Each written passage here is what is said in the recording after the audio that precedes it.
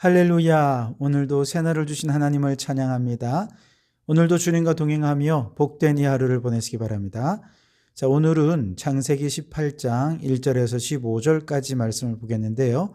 그 중에 14절 말씀만 봉독해 드리겠습니다. 하나님의 말씀을 경청하시기 바랍니다. 여호와께 능하지 못한 일이 있겠느냐? 기한이 이를 때에 내가 내게로 돌아오리니 사라에게 아들이 있으리라. 아멘. 여호와께서 아브람과 사레가 확실한 믿음 안에 거하도록 하기 위해 다양한 방법으로 그들의 믿음을 도와주셨지요. 먼저 하나님 자신을 전능한 하나님으로 나타내셨습니다. 그리고 인간이 이 언약을 파기할 수 없는 영원한 언약이다, 그렇게 말씀하셨습니다. 또한 아브람을 아브라함으로 사레를 사라로 이름을 바꾸어 주셨고요. 할례를 행하셔서 그 몸에 언약을 새겨 주셨습니다. 이 정도면 아브라함과 사라가 약속을 믿을 것 같은데 그래도 안 믿는 거예요. 그러면서 이스마엘이나 하나님 앞에 잘 살게 해 주십시오, 이렇게 얘기를 하는 거죠. 자, 그렇다고 해서 하나님께서 포기하실까요? 그렇지 않습니다. 하나님의 선택하심에는 후회함이 없습니다. 아무리 아브라함과 사라가 믿지 못한다 해도 하나님이 이들을 선택하신 이상, 하나님이 이들을 부르신 이상, 이들은 반드시 믿게 될 것이고, 그 믿음을 통해 하나님이 약속하신 그 모든 약속은 반드시 성취될 것입니다. 그래서 여호와께서 인간의 몸을 입고 이제 이 땅에 내려오셨습니다. 아브라함과 사라의 믿음을 도와주시기 위해서였죠. 1절에 보시면 여호와께서 마므레의 상수리 나무들이 있는 곳에서 아브라함에게 나타나시니라. 날이 뜨거울 때에 그가 장막문에 있다가 라고 말씀하십니다. 오죽했으면 여호와 하나님께서 얼마나 답답하셨으면 직접 인간의 모습으로 아브라함을 찾아오셨겠습니까? 여호와께서 아브라함을 찾아오셨다 하는 것은 우리가 믿음을 갖는다는 것이 얼마나 힘들고 어려운, 어쩌면 불가능에 가까운 일이구나 하는 것을 우리에게 알려주는 단적인 사례라 할 수 있습니다.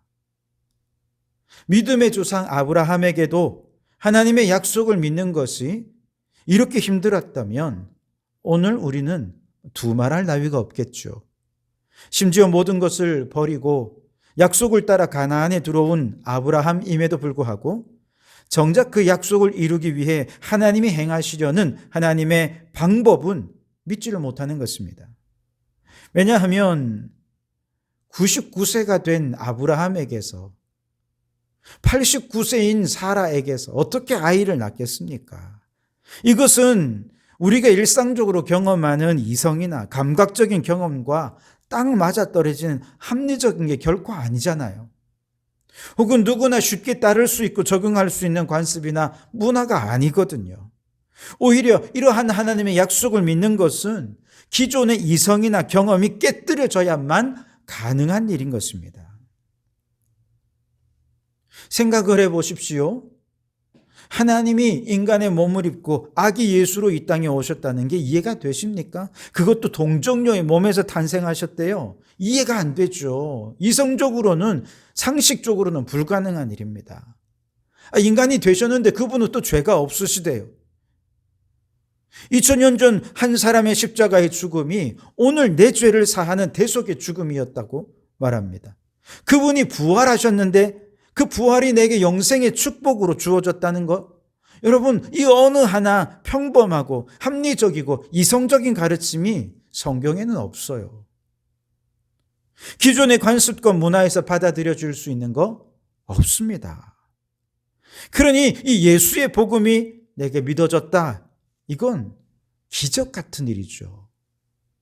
만일 여러분이 복음을 전하는데 아무리 복음을 전해도 그를 위해 기도하고 복음을 전해도 그 마음이 열려지지 않고 예수님을 믿지 않는다면 여러분, 그것이 당연한 것입니다. 예수님이 믿어지는 내가 비정상적인 것입니다. 그들이 예수님을 믿지 못하는 게 당연하다는 것이 내게 믿어진다면 우리가 그들을 향해 이 믿음을 선포하고 증거하는 일 포기할 수 있겠습니까? 포기할 수 없죠. 어떻게 그를 포기할 수 있겠습니까?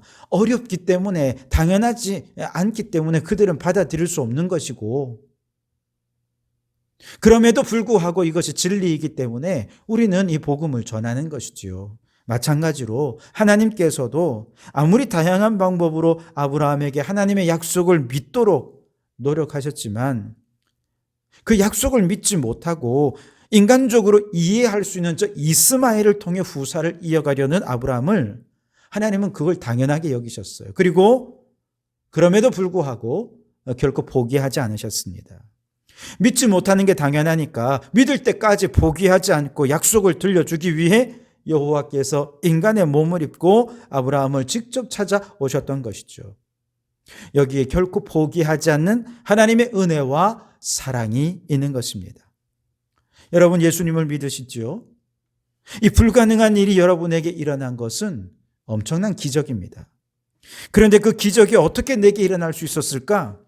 포기하지 않는 하나님의 은혜와 사랑이 있었기에 가능한 일이었습니다. 이처럼 포기하지 않는 하나님의 사랑이 우리에게 믿어지는 기적을 일으키셨다면 우리도 사랑하는 우리의 불신 가족들, 사랑하는 우리의 불신 이웃들에게 포기하지 말고 복음을 전하며 하나님의 사랑을 나타내는 우리가 되어야 할 줄 믿습니다. 더 나아가 저 단식하는 피조물들에게도 포기하지 말고 창조질서 회복을 위해 하나님의 사랑을 나타내는 우리 성도들이 되실 수 있기를 바랍니다.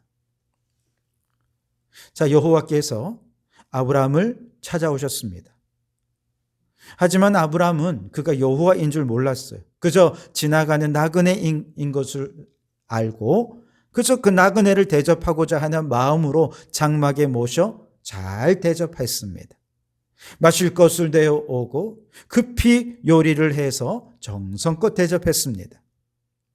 이와 같은 환대를 받은 여호와께서는 이제 아브라함에게 찾아온 목적을 이야기하죠. 먼저 9절에서 사라가 장막에 있다는 얘기를 듣고 장막에 있는 사라도 다 들을 수 있을 정도로 크게 말씀하십니다. 10절에 보면 그가 이르되 내년 이맘때 내가 반드시 내게로 돌아오리니 내 아내 사라에게 아들이 있으리라 하시니 사라가 그 뒤 장막문에서 들었더라. 아멘. 아마도 이전에 하와도 그랬고 또 사라가 사레일 때도 그랬던 것처럼 하나님의 약속을 건네서 간접적으로 들었다가 마귀의 게임에 빠진 적이 있기 때문에 이번에는 두 사람이 함께 약속을 다 들을 수 있도록 한자리에서 말씀을 들려주신 것이죠. 그 내용이 무엇이었습니까? 내년 이맘때 1년 후에 아이를 출산해서 안고 있을 것이다 라는 것이죠. 자, 이 이야기를 들은 사라는 여전한 불신앙으로 속으로 웃었습니다. 12절에 사라가 속으로 웃고 이르되 내가 노쇠하였고 내 주인도 늙었으니 내게 무슨 즐거움이 있으리요. 사라와 아브라함은 이미 불임의 상황이나 또 출산이 불가능한 것에 익숙해져 있었습니다. 불가능함에 익숙해지니까 그들의 미래는 닫혀 있었고 미래를 열기에 그들은 너무 무기력해 있었습니다. 그리고 그들에게는 그 무기력함이 정상적인 것이었습니다. 이처럼 무기력하고 절망적인 상태에 있던 사라에게 여호와께서 저항할 수 없는 질문을 던지죠. 14절에서 여호와께 능하지 못한 일이 있겠느냐. 만일 이 질문에 사라나 아브라함이 그렇죠, 다른 건 몰라도 경수가 끊어진 90세 된 사라에게 아기를 낳게 하신다는 거, 이건 하나님도 불가능할 겁니다. 이렇게 대답했다면 그것은 어떤 의미가 있습니까? 하나님을 하나님으로 인정하지 않는다는 것입니다. 하나님을 전능한 하나님, 창조주 하나님, 불가능이 없으신 하나님으로 결코 믿지 못하고 인정하지 못한다는 것이죠. 그리고 그것은 또한 하나님 없는 우주에 덩그러니 남겨진 채로 살기로 결정하는 것과 마찬가지입니다. 하나님 없는 우주는요, 모든 것이 안정되어 있습니다. 눈에 보이기에 믿을 만한 것 같지만 아무런 희망이 없고 미래가 없는 우주입니다. 반면에 만일 아브라함과 사레가 여호와께 능하지 못할 일이 있겠느냐라는 질문에 아니요, 그렇지 않습니다. 하나님께는 불가능한 일이란 없습니다 라고 대답했다면 그들은 하나님의 하나님 되심을 인정하고 고백하는 믿음의 사람이 되는 것입니다. 이제 자신만의 안정된 우주에서 벗어나 모든 것이 불완전하고 불확실하고 어떤 일이 어떻게 벌어질지 모르지만 모든 일 하나님께 맡기며 믿음으로 살기로 결단하는 것입니다. 능하지 못한 일이 없으신 하나님을 인정하고 고백하는 것은 하나님께 완전히 굴복하는 것이고 삶의 주도권을 전적으로 하나님께 맡기는 것입니다. 여호와께 능하지 못한 일이 있겠느냐?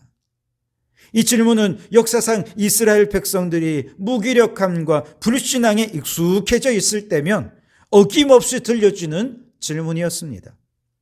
블레셋이 골리앗을 앞세워 온 이스라엘에게 쳐들어와서 이스라엘이 패배감에 젖어 있을 때 오직 다윗만이 이 질문에 믿음으로 응답한 유일한 사람이었습니다.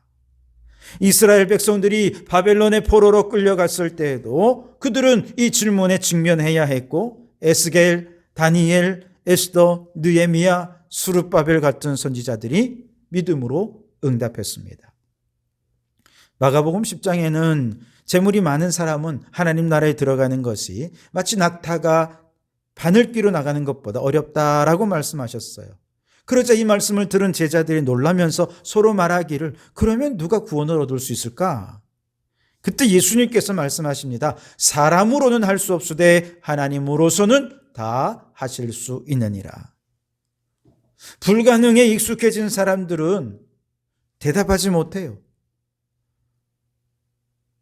재물에 너무 익숙해지고 눈에 보이는 재물의 신을 섬기던 사람들의 입장에서는 주님의 말씀에 그저 두려워하고 놀랄 뿐입니다.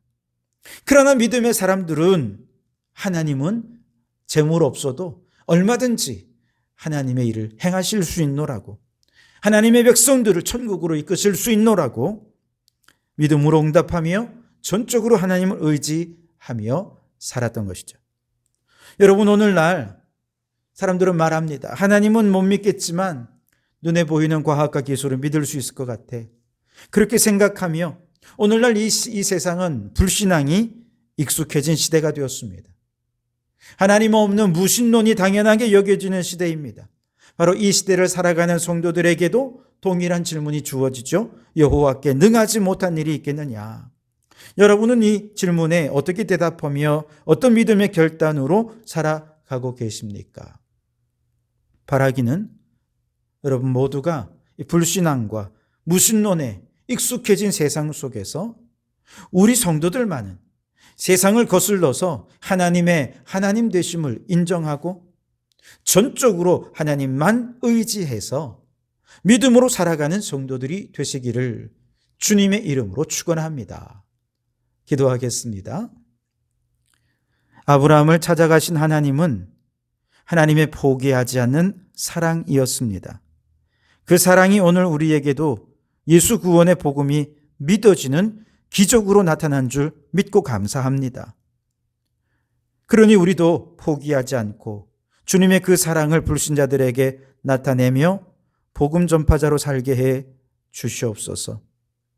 불신앙과 무신론이 익숙해져 버린 이 시대 속에서 오직 하나님만 믿고 의지하며 살기로 결단하고 주님의 뒤를 따르는 저희들이 되게 해 주시옵소서. 예수님 이름으로 기도하옵나이다. 아멘.